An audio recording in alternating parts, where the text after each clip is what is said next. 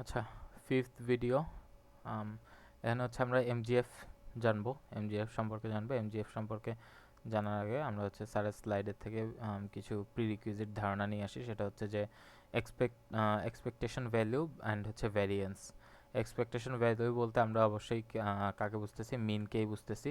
So mean is equals to E of X, and E of X এর ক্ষেত্রে যদি discrete case হয় তাহলে হচ্ছে আমার দেখতে এরকম হয় এক্সপিএক্স, মানে হচ্ছে আমার value into probability of value, মানে ওই ভ্যালুটা পাওয়ার প্রবাবিলিটি ইনটু ভ্যালু।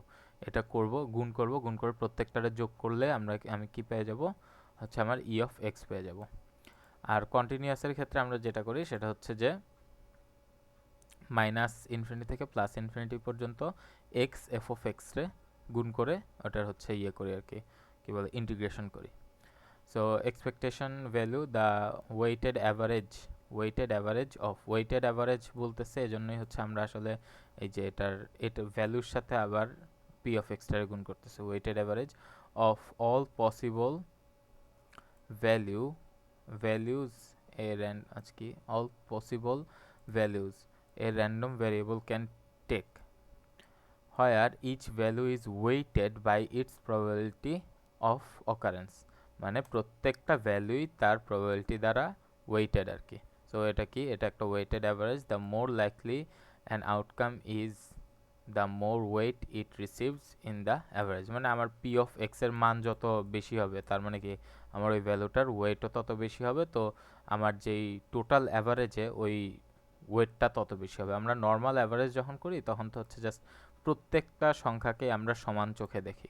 সো আমরা সবগুলারে জাস্ট নর্মালি হচ্ছে গুণ করে হচ্ছে এন দিয়ে ভাগ করে দিই।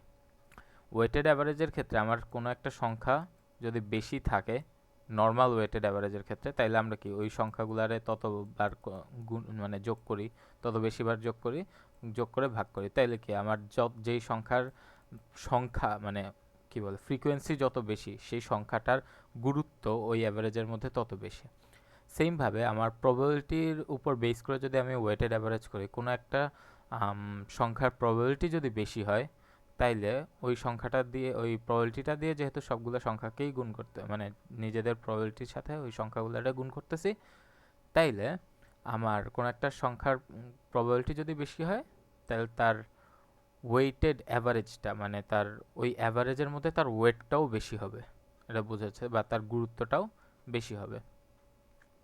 সো ই অফ এক্স এর সূত্র ডিসক্রিটের ক্ষেত্রে এটা, কন্টিনিউয়াসের ক্ষেত্রে এটা, mean is equals to E of X, এটা আমরা দেখলাম। আচ্ছা, সো এইটা একটু মনে রাখতে হবে যে মিন, আমরা যে মিন বের করি ওটা ইজ ইকুয়ালস টু হচ্ছে ই অফ এক্স। আবার variance, a measure of how far a set of numbers is spread out from their average value. So আমার অ্যাভারেজটা যদি এখানে হয়, আমার প্রত্যেকটা ডেটা এই অ্যাভারেজের থেকে কতটুকু দূরে আছে, কতটুকু স্প্রেড হয়ে আছে, a measure of how far a set of numbers is spread out from their average value or mean, মানে মিন থেকে বা অ্যাভারেজ ভ্যালু থেকে প্রত্যেকটা ডেটা কতটুকু দূরে সরে আছে বা কতটুকু স্প্রেড আউট হয়ে আছে সেটার মেজারমেন্টটাই হচ্ছে আমার ভ্যারিয়েন্স। এগুলা সব স্ট্যাটের জিনিসপত্র। So variance of X is equals to E of X minus mu whole square is equals to E of X square minus E of X whole square আর কি। সো এটাও স্ট্যাটে আমরা দেখে আসছি অলরেডি। এখন এটা এইটুক পর্যন্ত আমাদেরকে জাস্ট বুঝতে হবে যে এখানে আমরা এক্সপেকটেশন ভ্যালু আর হচ্ছে ভ্যারিয়েন্স বলতে কি বুঝাইতেছি। ঠিক আছে, এগুলো আমরা দেখে নিলাম। এরপর এখানে দুইটা লাইন বলছে, এটা কি, এটা হচ্ছে আমার variance is the second central moment, and এইটা ইজ দ্য সেকেন্ড র মোমেন্ট। সেকেন্ড সেন্ট্রাল মোমেন্ট আর হচ্ছে সেকেন্ড র মোমেন্ট। এইখান থেকে আমরা চলে আসবো মোমেন্টসে। আচ্ছা, let's go to here.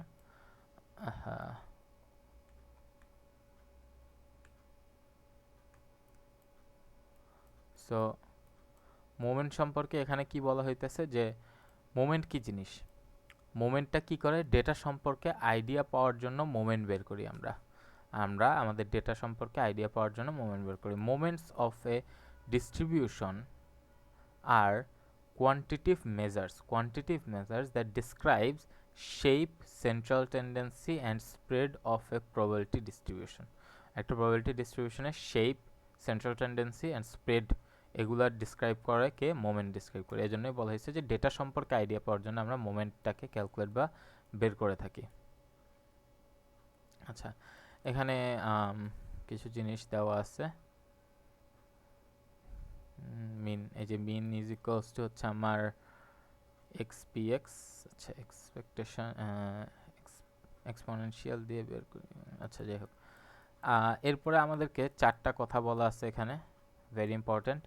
The first raw moment E X is the mean, মানে আমি যদি ফার্স্ট র মোমেন্ট বের করি ওটা হচ্ছে আমার মিন, সেকেন্ড র মোমেন্ট যদি বের করি সেটা হচ্ছে আমার ভ্যারিয়েন্স, সেকেন্ড র মোমেন্ট যদি আমরা বের করি সেটা হচ্ছে আমার ভ্যারিয়েন্স, মিন ভ্যারিয়েন্স। আর থার্ড র মোমেন্ট বের করলে স্কিউনেস, ফোর্থ র মোমেন্ট বের করলে কার্টোসিস। সো আমাদের মেইনলি এই দুইটা নিয়েই কাজ, বাট এই দুইটাও সম্পর্কেও জানতে হবে, মানে জাস্ট জেনে নিলে ভালো আর কি।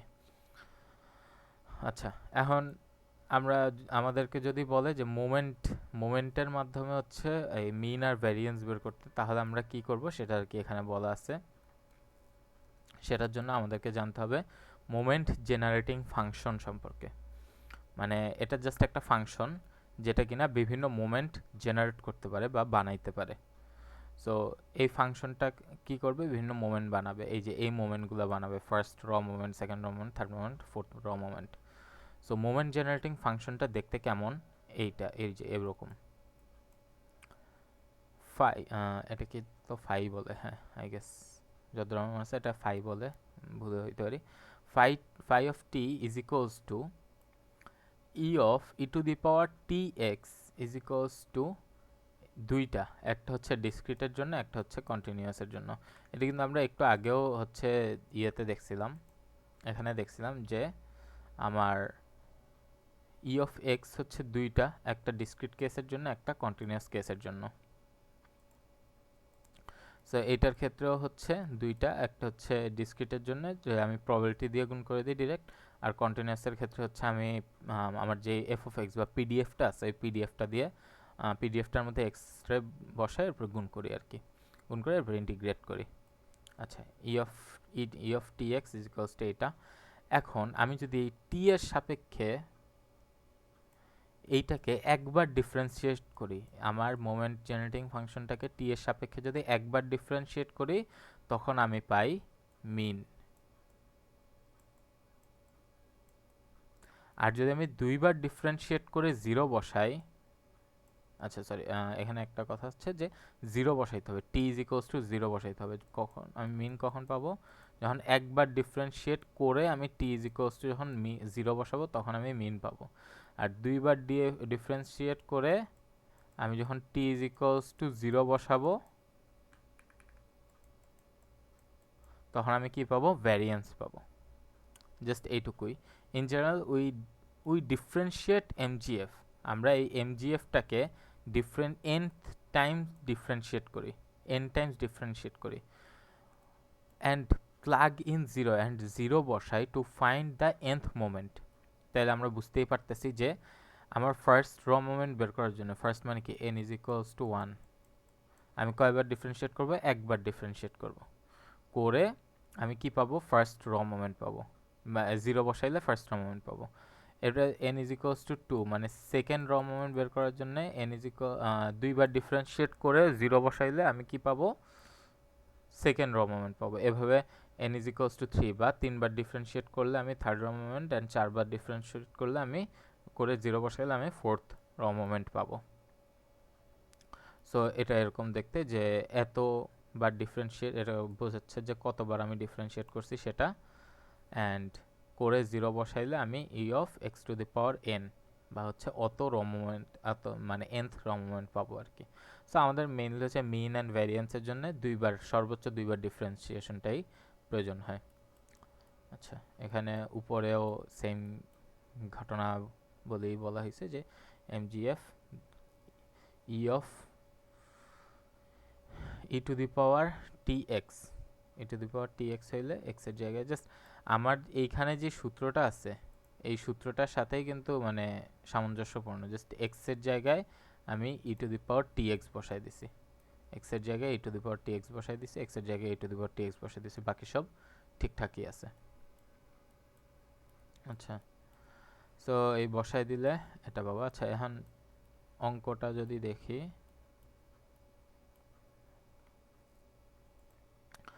আচ্ছা এখানে হচ্ছে একটা ছোটোখাটো উদাহরণ দেওয়া হয়েছে যে আমার বাইনোমিয়াল ডিস্ট্রিবিউশনের ক্ষেত্রে এমজিএফ ইউজ করে মিন বা এক্সপেকটেশন ভ্যালু বের করার প্রসেসটা।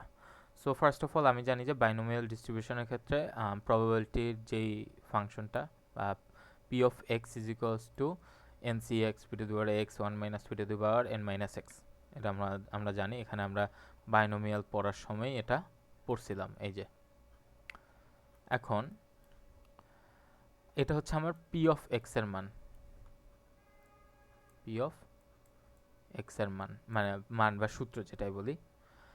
এখন আমার যে এমজিএফ ইজ ইকুয়ালস টু কি, ই of E to the power T X is equals two আমার সামেশন করতে হবে। আমি কত থেকে কত সামেশন করব, এক্স থেকে এন মানে 0 থেকে এন পর্যন্ত সামেশন করব।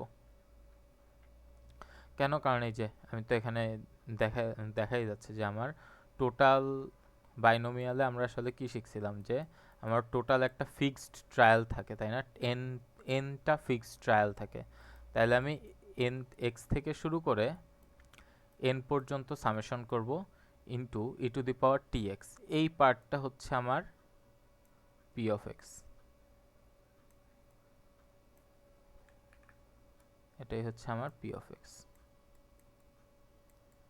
সো এই জিনিসটা দেখতে অনেক বিদিকিচ্ছিল মনে হলো, জিনিসটা আসলে হচ্ছে জাস্ট এই যে এই সূত্রটা দেখাইছে,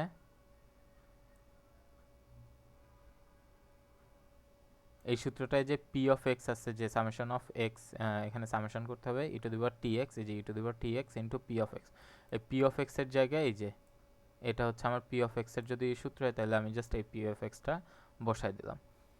বসানোর পরে এরপর গুণ করলো, গুণ করার পরে হচ্ছে এখন এই সামেশন টামেশন করবে, সব কিছু করার পরে পাইছে কি P E to the power T plus one minus P whole to the power N পাইছে। এই সবগুলারে যোগ বিয়োগ যা যা করার আছে ওটা কইরা আমার মোমেন্ট জেনারেটিং ফাংশনটা পাইছে এইটা। এটা হচ্ছে আমার বাইনোমিয়ালের মোমেন্ট জেনারেটিং, বাইনোমিয়াল ডিস্ট্রিবিউশনের মোমেন্ট জেনারেটিং ফাংশন। আর আমরা জানি মোমেন্ট জেনারেটিং ফাংশনকে একবার ডিফারেন্সিয়েট করে 0 বসাইলে মিন পাবো, দুইবার ডিফারেন্সিয়েট করে 0 বসাইলে আমার ওই কি জানি ভ্যারিয়েন্স পাবো। তাইলে এই যে একবার ডিফারেন্সিয়েট করলাম, একবার ডিফারেন্সিয়েট করলে এইটা আসে, এটার মধ্যে আমি যদি 0 বসাই দিই, এই টি এর মান যদি 0 বসাই দিই তাহলে হচ্ছে, আচ্ছা ডিফারেন্সিয়েট করে 0 বসানো মানে টি এর মান 0 বসানো আর কি, এটা বুঝে নাও। সো টি এর মান যদি আমরা 0 বসাই তাহলে আমি কি পাবো, এই যে এনপি পাইলাম। এই এনপি হচ্ছে আমার বাইনোমিয়ালের ক্ষেত্রে মিন বা এক্সপেকটেশন ভ্যালু, মিন। ভ্যারিয়েন্সটারে কেমনে করবো তাহলে, এই যে এই জিনিসটারেই, এটা তো আমি একবার ডিফারেন্সিয়েট করলাম, এই সেম জিনিসটারেই যদি আমি আরেকবার ডিফারেন্সিয়েট করি, d d t of phi prime t, এটা যদি আমি আরেকবার ডিফারেন্সিয়েট করি আমি আরেকটা ইয়ে পাবো। আরে আবার নেট, আচ্ছা রিকানেক্টিং। সো এটা যদি আমি আবার ডিফারেন্সিয়েট করি আমি আরেকটা হয়তো দেখা যাবে সূত্র বা এই টাইপের কিছু একটা পাবো। পাইলে ওইখানে টি ইজ ইকুয়ালস টু যদি 0 বসাই, সে তাহলে আমি কি যেইটা পাবো, এটা বসাইলে আমি যেই অ্যান্সারটা পাবো সেটাই হচ্ছে আমার ভ্যারিয়েন্স হবে। এই যে তাহলে আমরা বুঝলাম যে এমজিএফ বা মোমেন্ট জেনারেটিং ফাংশনের আসলে কাজটা কি। আমার কোনো একটা ডিস্ট্রিবিউশন বা হচ্ছে পি অফ এক্স এর মান বা কন্টিনিউয়াসের ক্ষেত্রে এফ অফ এক্স এর মান দিয়ে দিবে, বা যেই আমার ডিস্ট্রিবিউশনের সূত্রটা ওটা দিয়ে দিবে, ওটারে আমরা জাস্ট মোমেন্ট জেনারেটিং ফাংশনের মধ্যে বসাবো, পি অফ এক্স এর জায়গায় বসায় দিব, বসানোর পরে আমরা ওটারে যদি একবার ডিফারেন্সিয়েট করি করে যদি 0 বসাই তাহলে আমরা কি পাবো, মিন পাবো। আর যদি দুইবার ডিফারেন্সিয়েট করি করে যদি আমরা 0 বসাই তাহলে আমরা ভ্যারিয়েন্স পাবো। এখন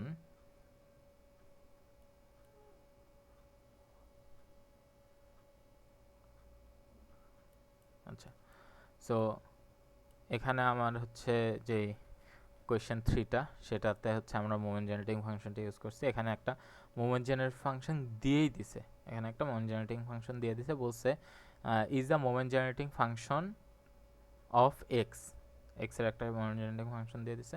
এটা আচ্ছা সরি, এটা শো করতে হবে। এক্স কি কইল বুঝলাম না।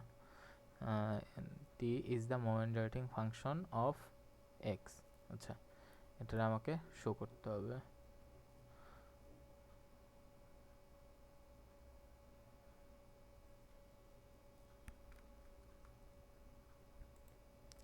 আচ্ছা, সো এখানে হচ্ছে উপরেরটাকে মিন করছে এই এক্স দ্বারা। সো আমাকে বলছে যে moment generating function of X, এই যে এটা। এখানে আমাকে তো F of X is equals two এটা আছে আমার কাছে, তাই না? অ্যান্ড এটার একটা ইয়েও কিন্তু লিমিটও কিন্তু আমাকে দিয়ে দিছে, এই যে এক্সের কথা বলছে আর কি, যে পিডিএফ অফ এক্স। সো আমরা জানি যেহেতু কন্টিনিউয়াস, এটা কন্টিনিউয়াসের ক্ষেত্রে আমাদের সূত্র কোনটা হয়? আমাদের সূত্র হচ্ছে হয় এইটা। এর মধ্যে আমাকে কি লাগে, একটা লিমিট লাগবে, লিমিট অ্যান্ড হচ্ছে আমার E to the power T X into f of X dx. So আমি কি করব এখন, এই এটা আমাকে প্রমাণ করতে হবে, এটা ইজ ইকুয়ালস টু এটা প্রমাণ করতে হবে। তো আমাকে মোমেন্ট জেনারেটিং ফাংশনের ক্ষেত্রে কি করতে হয়, যে একটা আমি কন্টিনিউয়াসের ক্ষেত্রে কি করব, লিমিট নিব 0 থেকে পাই পর্যন্ত। 0 থেকে পাই পর্যন্ত কেন, কারণ এই যে এখানে আমাকে লিমিটটা দিয়ে দিছে 0 থেকে পাই পর্যন্ত লিমিট।